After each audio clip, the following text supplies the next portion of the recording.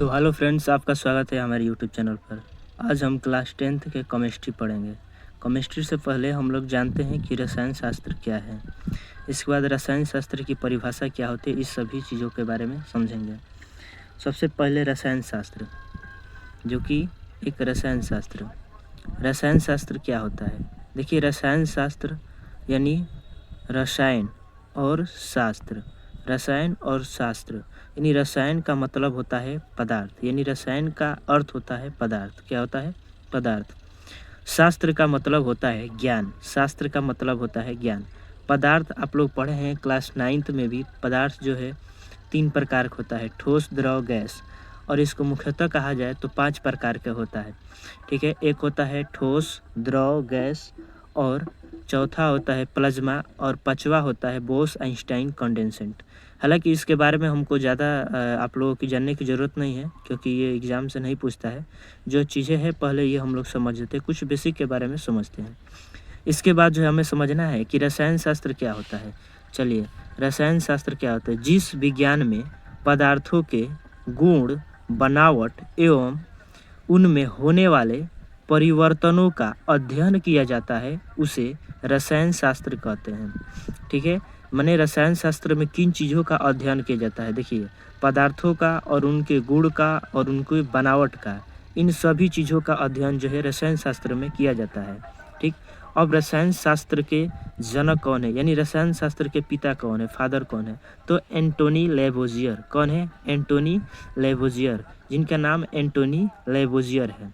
ठीक है, इसके बाद जो है आपको ये समझना है क्लास 10th में, यानी चैप्टर 1 में, इसके बाद जो केमिस्ट्री में, तो पहला जो चैप्टर है आपका रासायनिक अभिक्रिया एवं समीकरण पढ़ना है। रासायनिक अभिक्रिया एवं समीकरण। इससे पहले हम ये समझते हैं कि रासायनिक अभिक्रिया क्या होता है। देखिए, जब कोई पदार्थ अकेले या किसी अन्य पदार्थ से क्रिया करके भिन्न गुण वाले नए पदार्थों का निर्माण करते हैं, तो उसे हम रासायनिक अभिक्रिया कहते हैं। रासायनिक अभिक्रिया कहते हैं। ठीक है, इसी तरह देखिए, परिवर्तन यानी परिवर्तन परिवर्तन जो होता है, परिवर्तन 2 प्रकार के होते हैं। ठीक है, कितने प्रकार के होते हैं? 2। एक होता है भौतिक परिवर्तन और एक होता है रासायनिक परिवर्तन। रासायनिक परिवर्तन कहें चाहे रासायनिक अभिक्रिया कहें, दोनों एक ही होता है। ठीक है, तो हम समझते हैं कि पहले परिवर्तन होता क्या है। ठीक, तो परिवर्तन होता क्या है? परिवर्तन किसे कहते हैं? तो किसी भी जीव, वस्तु या पदार्थ में होने वाले बदलाव को हम लोग क्या कहते हैं? परिवर्तन कहते हैं। ठीक है, यानी किसी भी जीव या वस्तु या पदार्थ में होने वाले बदलाव को हम क्या कहते हैं? परिवर्तन कहते हैं। परिवर्तन 2 प्रकार के होता है, एक होता है भौतिक परिवर्तन और एक होता है रासायनिक परिवर्तन। ठीक है, एक होता है भौतिक परिवर्तन और एक होता है रासायनिक परिवर्तन। अब ये हम जानेंगे कि भौतिक परिवर्तन क्या है। ठीक है, यानी भौतिक परिवर्तन क्या है? तो देखिए, जिस परिवर्तन में किसी पदार्थ के केवल भौतिक गुण जैसे आकार, रूप, अवस्था, रंग, लंबाई आदि बदलते हैं, लेकिन उस पदार्थ का रासायनिक संगठन, ठीक है ना, रासायनिक संगठन नहीं बदलता है और कोई नया पदार्थ नहीं बनता है, तो उसे हम भौतिक परिवर्तन कहते हैं। क्या कहते हैं? भौतिक परिवर्तन। जैसे कि देखिए, आप जानते हैं बर्फ़ जानते हैं, बर्फ़ को पिघलाएंगे तो पानी बन जाएगा। ठीक है, क्या बन जाएगा? पानी। और फिर से वापस उसको क्या कर सकते हैं? बर्फ़ बना सकते हैं। तो इसीलिए कह रहा है कि जिस परिवर्तन में किसी पदार्थ के केवल भौतिक गुण जैसे आकार, रूप, अवस्था, रंग, लंबाई आदि बदलते हैं, लेकिन उस पदार्थ का रासायनिक संगठन नहीं बदलता है और कोई नया पदार्थ नहीं बनता है, तो उसे हम क्या कहते हैं? भौतिक परिवर्तन कहते हैं। क्या कहते हैं? भौतिक परिवर्तन। भौतिक परिवर्तन से पहले हम लोग ये समझते हैं कि भौतिक परिवर्तन की विशेषताएं क्या होती है।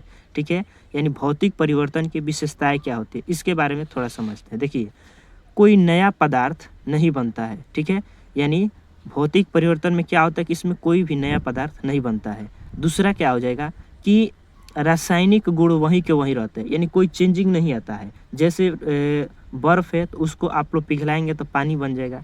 ठीक है, तो पानी बन जाएगा, फिर से वापस उसको बर्फ़ आप बना सकते हैं। तो इसलिए इसके रासायनिक गुण में कोई बदलाव नहीं होता है।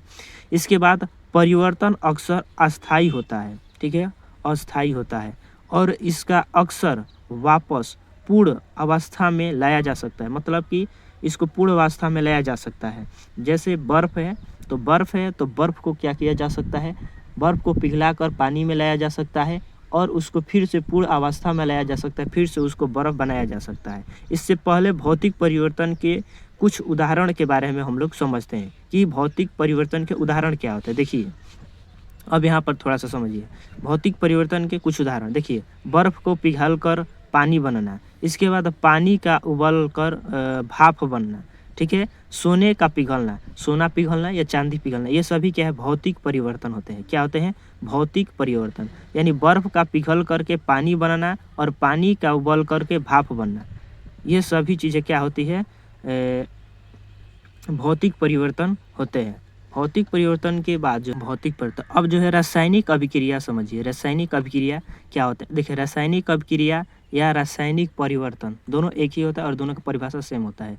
जब कोई पदार्थ अकेले या किसी अन्य पदार्थ के साथ, माने अन्य पदार्थ से क्रिया करके भिन्न गुण वाले नए पदार्थ का निर्माण करता है, तब वह प्रक्रिया रासायनिक अभिक्रिया कहलाती है। ठीक है, क्या कहलाती है? रासायनिक अभिक्रिया।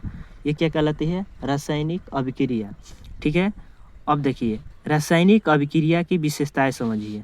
यानी इसकी विशेषताएं क्या होता है? गैस की उत्पत्ति, अवक्षेप का बनना होता है, रंग में परिवर्तन होता है, ताप में परिवर्तन होता है, अवस्था में परिवर्तन होता है। ये सभी जो है रासायनिक अभिक्रिया का विशेषताएं हैं जो कि हमें आगे पढ़ना है। ठीक, इसके बाद जो है दैनिक जीवन में रासायनिक अभिक्रिया के उदाहरण, यानी दैनिक जीवन में रासायनिक अभिक्रिया के कुछ उदाहरण समझते हैं। जैसे लोहे पर जंग लगना, ठीक है, लोहे पर जंग लगना, ये क्या होता है? रासायनिक अभिक्रिया होता है। क्या होता है? रासायनिक अभिक्रिया। भोजन का पाचन, भोजन का पाचन, जब आप भोजन करते हैं तो आपका भोजन जब पचता है तो भी क्या होता है? रासायनिक अभिक्रिया होता है। दूध से दही का बनना, यानी दूध से दही का बनना, ये भी क्या होता है? रासायनिक अभिक्रिया होता है। यानी दूध से क्या बन रहा है? दही बन रहा है। तो दूध से दही बन रहा है तो वो क्या कहलाएगा? रासायनिक अभिक्रिया कहलाएगा। ठीक है, पौधों में प्रकाश संश्लेषण, पौधों में प्रकाश संश्लेषण तो वो भी क्या है? रासायनिक अभिक्रिया है। श्वसन करना, ये भी क्या है? रासायनिक अभिक्रिया है। ईंधन का जलना, ये भी क्या है? ये भी क्या है? रासायनिक अभिक्रिया है। तो ये सारे चीज़ें जो है क्या हो जाएगी? रासायनिक अभिक्रिया हो जाएगी।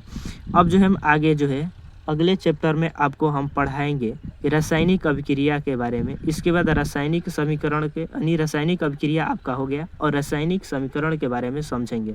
इससे पहले अभिकारक और प्रतिफल में समझेंगे। कुछ रासायनिक अभिक्रिया में कुछ चीज़ें और भी है जो कि हमें समझना जरूरी है। तब तक को हम चलते हैं और अगला नेक्स्ट वीडियो मिलते हैं। वीडियो अच्छा लगे तो लाइक करें, सब्सक्राइब करें और इसे ज़्यादा से ज़्यादा शेयर करें। धन्यवाद।